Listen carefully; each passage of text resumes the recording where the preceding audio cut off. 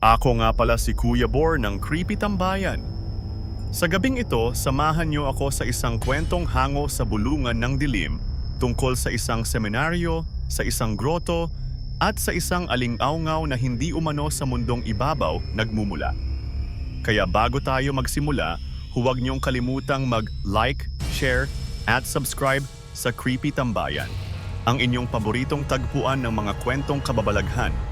Handa ka na ba? Ang aling-aungaw sa groto. Si Brother Elmer, isang 22 anyos na seminarista, ay nasa ikatlong taon ng kanyang pag-aaral sa San Cristobal Seminary, isang luma at tahimik na lugar sa bulubunduking bahagi ng Silang, Cavite.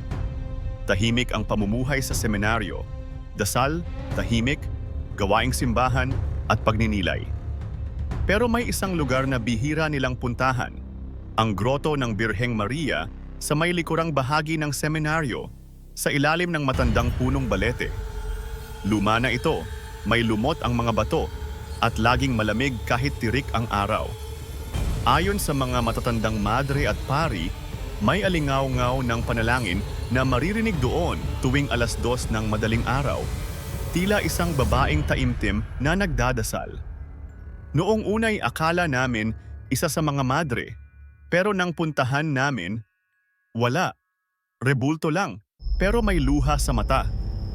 Ganito ang salaysay ng isa sa mga matandang sakristan kay Elmer, na agad niyang pinagtawanan. Baka ulan lang yan o hamog.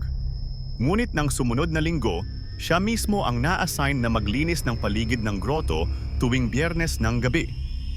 Unang gabi tahimik ang paligid. Habang nililinis niya ang paligid, may malamig na ihip ng hangin.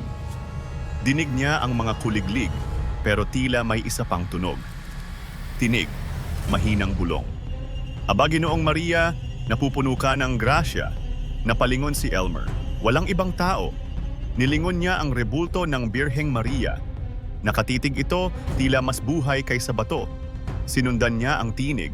Walang ibang naroon kundi ang rebulto. Doon na nagsimulang manindig ang balahibo niya. Ikalawang gabi, may dala siyang rosaryo. Wala na siyang tiwala sa paligid. Tahimik ulit. Pero nang mag-2:00, nagbago ang simoy ng hangin. Mula sa mga halaman, may narinig siyang hagik-gik. Parang tawa ng babae pero pinipigilan. Tapos, dumilim ang paligid. Tumingin siya sa langit. Maliwanag ang buwan pero sa kanyang kinatatayuan, para siyang nasa lilim ng napakalaking anino. At nang tumingin siya sa rebulto, may bakas ng luha sa pisngi nito. At hindi ito ulan, malagkit, tila dugo. Lumapit si Elmer sa kanilang spiritual director. Padre, bakit po ganon? Totoo bang may multo sa groto? Tahimik lang si Padre Guido. Hindi multo, isang kaluluwang di matahimik. Inilahad niya ang matandang sikreto.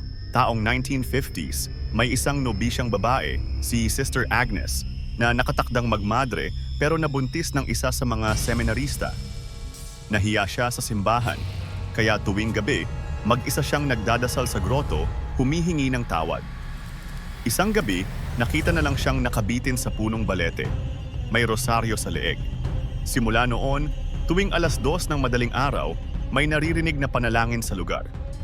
At ang rebulto, lumuha. Nagpasya si Elmer na tapusin ang kanyang takot. Humanda siya ng kandila, krus, at banal na tubig. Pagdating ng 2:00, naupo siya sa harap ng rebulto, tahimik. Tapos, tinig ng babae, umiiyak, nagmamakaawa. Ina ko, ina ng awa. Iligtas mo ako, at mula sa likod niya, may malamig na kamay na humawak sa kanyang balikat. Paglingon niya, wala. Pero ang rebulto, nakatingin sa kanya, at ngumiti. Isang basag ng ngiti. Lumuhod si Elmer, nanginginig. Sino ka? At sa hangin, narinig niya, ako ang bunga ng kasalanan, at panalangin na hindi nadinig. Hindi ako lumisan dito dahil ang simbahan pinili akong kalimutan. Napatakbo si Elmer. Ngunit paglingon niya muli sa groto, wala na ang rebulto. Isang bakas ng paa ang naiwan sa putik. Hindi pangkaraniwang paa, kundi maliit parang sa isang sanggol. Makalipas ang ilang buwan, iniwan ni Elmer ang seminaryo. Hanggang ngayon, hindi na muling binuksan ang groto. Pinapalibutan na ito ng bakal na rehas.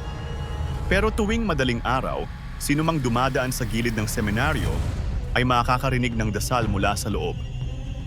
Hail Mary, full of grace, at sa sandaling tumigil ang panalangin, may umiiyak sa loob.